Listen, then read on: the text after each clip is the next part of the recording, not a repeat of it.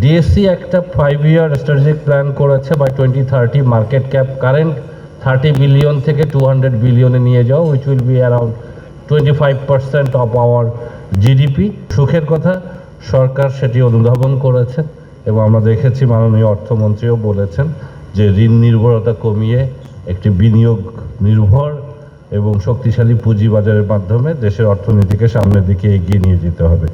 এখানে ফার্স্টলি আমাদের যেটা দরকার হবে যে আমাদের আন্তঃমন্ত্রণালয়ের মধ্যে একটা সমন্বয়, অর্থ মন্ত্রণালয়, শিল্প বাণিজ্য মন্ত্রণালয়, জ্বালানি এবং বিদ্যুৎ মন্ত্রণালয় বা কৃষি মন্ত্রণালয় কিংবা আমাদের যোগাযোগ মন্ত্রণালয়, তাদের মধ্যে সমন্বয় করে সরকারের অর্থায়নটাকে কিভাবে আমরা পুঁজিবাজারের মাধ্যমে করতে পারি ব্যাংক নির্ভরতা কমিয়ে, সেটা আমাদেরকে দেখতে হবে।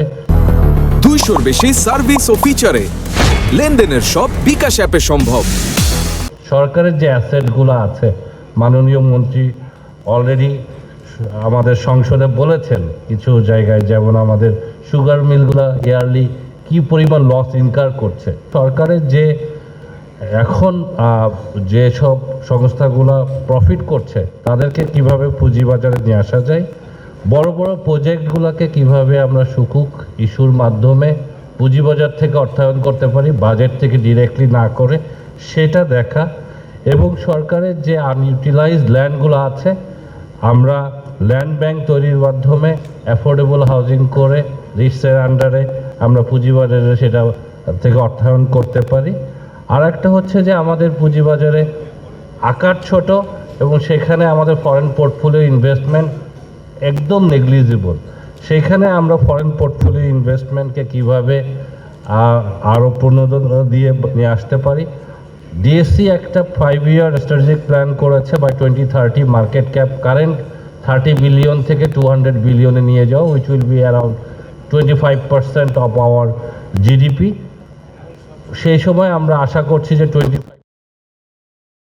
will be from foreign portfolio investment, which is like $50 billion.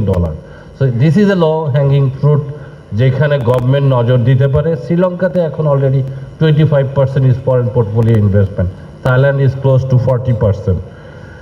Lastly আর একটা জায়গা বলবো যে এসএমই খাত আমাদের মানে এমপ্লয়মেন্টের জন্য সবচেয়ে বেশি ইম্পর্টেন্ট।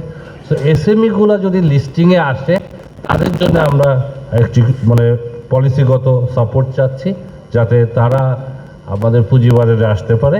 লাস্টলি আমি জাস্ট একটা কথা বলবো, দিস ইজ এ গুড গভর্নেন্সের জন্যে দেশের যতগুলা মিনিস্ট্রি আছে, সরকারি ইনস্টিটিউশন আছে, সরকারি কর্পোরেশন অ্যান্ড কোম্পানি আছে, সংস্থাগুলো আছে, আমরা চাই তাদের প্রত্যেকটা ওয়েবসাইটে তাদের বাজেট এবং অ্যাকচুয়াল আয় এবং ব্যয়ের হিসাবটা পাবলিশ করা, যাতে জনগণ সেটা দেখতে পারে এবং তাদের জবাবদিহিতা পারে।